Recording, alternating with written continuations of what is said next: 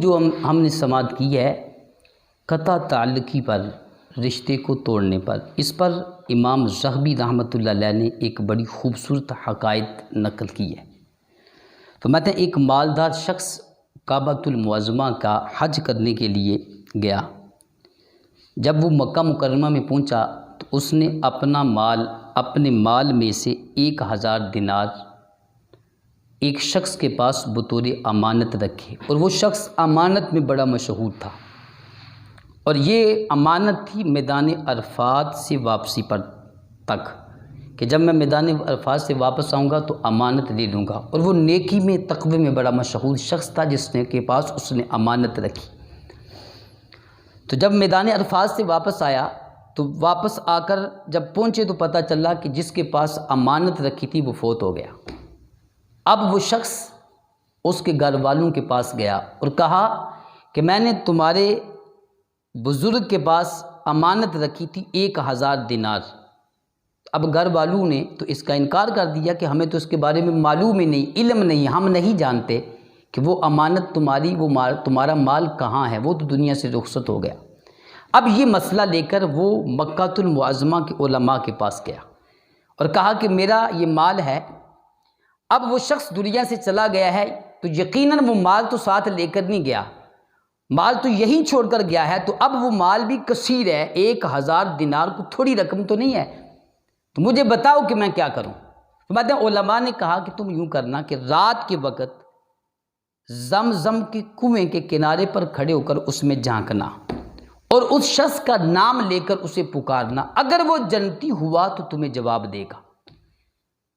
رات کا وقت ہوا، زمزم کے کنویں کے پاس وہ گیا اور اس نے اندر سے جھانکا اور آواز دی، لیکن اس کو آواز نہ آئی۔ اب وہ پریشان ہوا اور پھر دوبارہ علماء کے پاس آیا، کہا کہ وہاں سے آواز نہیں آئی۔ علماء پریشان ہوئے، انا للہ و انا الیہ راجعون پڑھا کہ یہ اتنا نیک و تقوی والا تھا، اس کی نیکی مشہور تھی۔ پریشان ہو گئے، کہا کہ یوں کرو یمن میں جاؤ، وہاں برہوت نامی ایک کنواں ہے، اور کہا جاتا ہے کہ وہ کنواں جہنم کے کنارے پر ہے، اس میں جھانک کر اس کا نام لے کر پکارنا، اگر وہ جہنمی ہوا تو تمہیں آواز دے گا، تمہاری کلام کا جواب دے گا۔ وہ شخص وہاں سے چلا، یمن میں گیا، اس کنویں کے قریب کھڑے ہو کر اس نے آواز دی تو اس نے جواب دیا کہ تیری وہ امانت میں نے اپنے گھر کے فلاں کونے میں جو ہے وہ رکھی ہوئی ہے، اس کو دفن کیا ہوا ہے، وہاں سے جا کر لے لو۔ تو اب وہ جو شخص تھا نا، اسے اس بات پر تعجب ہوا اور اس نے پوچھا کہ ہم تو تیرے بارے میں اچھا گمان کرتے تھے، لوگ تجھے نیک سمجھتے تھے، اتنا متقی سمجھتے تھے، امانت دار سمجھتے تھے، آخر اس کا سبب کیا بنا؟ تو اب وہ قابل توجہ بات جو ہے وہ کہنے لگا کہ بات یہ ہے کہ سب کچھ ٹھیک تھا، اللہ نے سب کچھ دیا، لیکن بس بات اتنی سی ہے کہ میری ایک بہن تھی جو محتاج تھی۔ کیا تھی؟ بہن تھی، اور کیا تھی؟ میں نے اسے چھوڑ دیا، میں نے اسے کیا کر دیا؟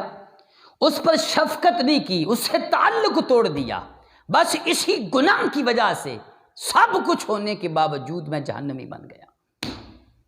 اندازہ کر لیں اس بات سے کہ بہن محتاج ہے، ایسے عالم کے اندر اس سے رشتے کو توڑنا، اس کی ضرورت کو پورا نہ کرنا کتنا بڑا جرم ہے کہ ایک امانت دار کہ جس کے پاس لوگ دوسرے ملکوں سے آ کر، دوسرے شہروں سے آ کر اس کے پاس امانت رکھوا رہے ہیں، لیکن وہ اس سے تعلق اگر توڑا ہے تو اس تعلق توڑنے کی وجہ سے اس جرم کی سزا میں اس کو جہنمی ہو گیا۔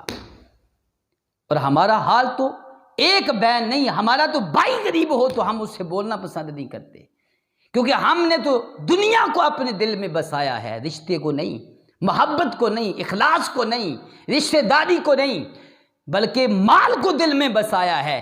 جو مالدار ہے وہ ہمارا ہے، جو غریب ہے وہ اگر بھائی بھی ہے تو اس سے میرا کوئی تعلق نہیں۔ یہ آج کے معاشرے کا حال ہے۔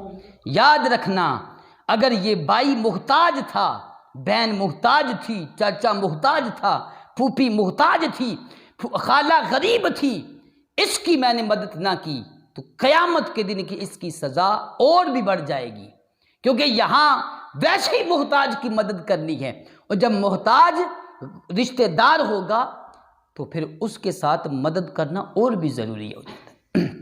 اس لیے ان رشتوں کے تقدس کو سمجھیں، اور سارے مسلمان بھائی ہیں، ایک تو خونی تعلق ہے نا، ایک اسلامی تعلق بھی ہمارا ہے، یہ ناراضگیاں، یہ دوریاں، ان کو ختم کریں۔ اسلام ہمیں محبت کا درس دیتا ہے، اخوت کا درس دیتا ہے، آپس میں بھائی چارے کا درس دیتا ہے، نفرتیں نہیں، اسلام نفرتیں مٹاتا ہے۔ آؤ اسلام کے دامن سے وابستہ ہوتے ہیں تاکہ ہماری ساری نفرتیں محبتوں میں تبدیل ہو جائیں۔